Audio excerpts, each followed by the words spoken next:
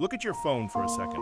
Oh, wait. Inside that phone are maps for trips you want to take, menus for food you want to try, and maybe a game for when you're bored. You're planning for fun, for convenience, for the future you want. But what about the future you didn't see coming?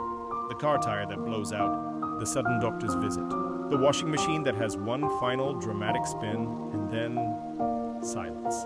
Life is full of tiny emergencies, and they always charge an admission fee.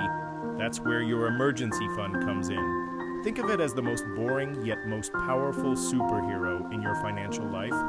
Its only power? Being there when you need it.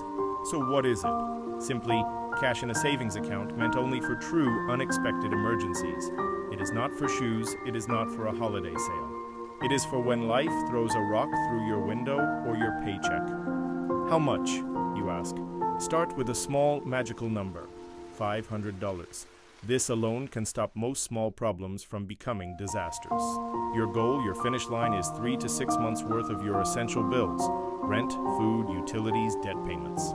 This is your life raft amount, in case you lose your job or face a big crisis. It feels impossible, right? So let's forget the mountain and look at the first step. Step 1, the sneak attack. Automate it.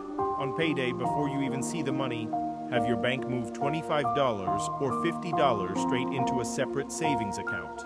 Out of sight, out of mind, growing without you lifting a finger. Step 2, the windfall harvest. Got a tax refund? A birthday gift? A bonus? Pocket half for fun and plant half in your emergency fund.